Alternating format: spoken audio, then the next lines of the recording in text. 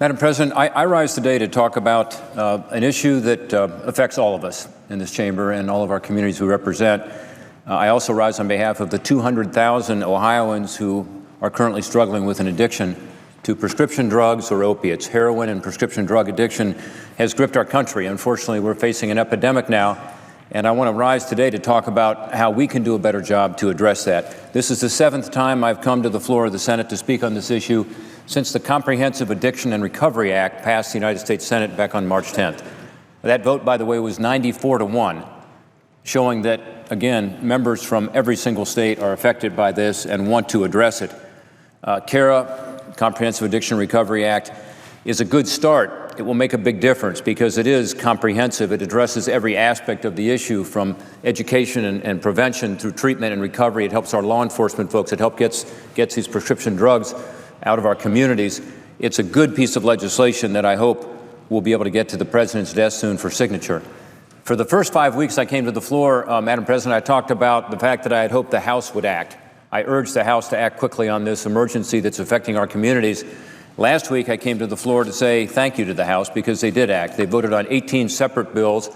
Combined, they were a response to this epidemic, and I think that was a very important step forward. I'm encouraged that now the two chambers, the House and the Senate, are trying to figure out a way to come together with a conference to come up with one bill that can be sent to the President for his signature. I do believe that the legislation we passed here in the Senate is more comprehensive. I hope the House will be willing to take some of our measures, particularly in the area of prevention, that were left out, because I think preventing this addiction in the first place, keeping people out of the funnel of addiction, is incredibly important. It's been 77 days since the Senate passed CARA, and we lose about 120 Americans a day to drug overdoses now, about one every 12 minutes. This means, Madam President, we have lost about 9,000 Americans, 9,000 Americans to drug overdoses since the Senate passed its legislation back on March 10th. And by the way, about 300 Ohioans have lost their lives to heroin and prescription drug overdoses. We were told by the Center for Disease Control and Prevention that in 2014, in fact, Ohio had the second most overdoses of any state in the union and the 5th highest overall overdose death rate. I've seen the consequences of this every time I go home. I'll be home tomorrow and have the opportunity to visit with some people who are trying to help on this issue. But everywhere I go, I'm hearing about it. Last night, I had a teletown hall meeting. At these teletown hall meetings, we have about 25,000 Ohioans on the phone at any one time. And somebody called in to talk about our legislation, CARA. His name was Joe. He's from Delta, Ohio, and he was very open about his situation. He said he'd been a heroin addict for 15 years. He said he was 33 years old. He said he had a stroke when he was 25 that was related to his use of heroin. He said he'd been in and out of treatment programs. He was clean now, but he was tired of going to funerals. He said he'd been a pallbearer at about 20 funerals of friends of his who had died from overdoses. He said he was ready to straighten out his life and get back on track. But he also talked about how tough that is, that the grip of this addiction is so strong that it's very difficult to go through a treatment program and into recovery and to come out clean. He said that he liked our legislation because he believes there should be more treatment out there. He said many people who want to go to treatment cannot get the treatment that they need. We also talked about the stigma that's attached to addiction, that many people don't go forward even to tell their families, much less get into treatment, because of the stigma that's around this disease. Stories like Joe's, unfortunately, are in the headlines every day, and just since I spoke on the floor last week, more headlines coming out of Ohio. It's everywhere, by the way. It knows no zip code. So it's in the inner city. It's in your community, wherever you live. It's in suburbs. It's in our rural areas. In fact, the per capita use in rural areas may be higher than it is in the inner city. The Cleveland Plain Dealer this week began a series of stories on those whose lives have been cut short by this epidemic, and I applaud them for that, because by raising this awareness of the issue, I think that will really help in terms of the prevention side of this. I think it will also help people to be able to seek treatment.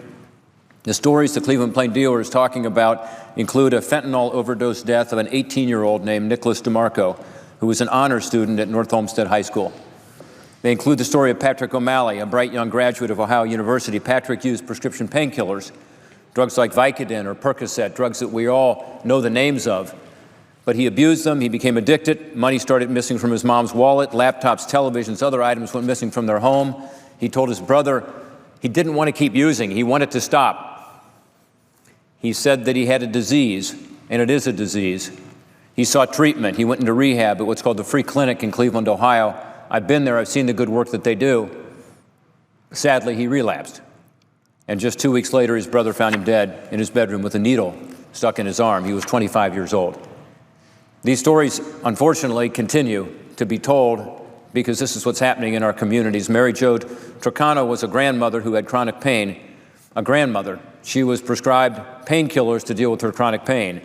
Like so many others, she became addicted to them. When they ran out, this grandmother switched to heroin. It's less expensive. It's more accessible. She fought this addiction for 10 years, but Mary Jo was found dead in the backyard of an abandoned house in the west side of Cleveland recently in her late 50s. These are just stories from one town, from Cleveland, but they could happen in your hometown. Again, no zip code in the country is safe from this strong grip of this particular addiction. Just this last Friday, police in Niles, Ohio, seized $100,000 worth of heroin from one man. 3 days later, a prison guard in Athens, Ohio, pled guilty to assisting the drug traffickers in getting drugs into the prison system. In Columbus, a mom recently pled guilty to involuntary manslaughter after her daughter, Annabella, who was just 14 months old, ingested fentanyl-laced heroin at a drug house. Annabella died of the overdose, and her mom is now facing up to 11 years in prison. Fentanyl, by the way, is a synthetic form of heroin. It has similar qualities, except it is much stronger, often as much as 50 times stronger than heroin. And many of these overdose deaths in Cleveland, unfortunately, are due to this fentanyl that's often laced with the heroin. In fact, there have been more deaths in Cleveland, Ohio in this first quarter than ever. In fact, we're looking at doubling probably the number of overdose deaths if we continue on this pace in Cleveland, Ohio, as compared to last year. This is how serious it is in my state and in your state, wherever you live. On May 10th, the Ohio State Trooper received $20,000 in heroin on Route 23 in Marion County, rural area. 3 days later, 3 people died of heroin overdoses in Marion County in one 24-hour period. Every one of these victims had a family. Every one of these victims had friends or classmates who are now suffering themselves. It shouldn't be this way, but unfortunately, that's just the tip of the iceberg. In addition to the 9,000 Americans who we have lost since this legislation passed the United States Senate, think about this, there are hundreds and thousands more who are wounded, who have lost their jobs, who have been driven to theft or fraud, who have gone to jail, who have broken relationships of loved ones because the drug is everything. And this is what I hear, what I heard last night in the teletown hall, what I hear from other recovering addicts. The drug becomes everything, and therefore the families are torn apart. Therefore the job means nothing. Therefore they turn to theft when they've never before crossed that line into committing a crime. That's the status quo today.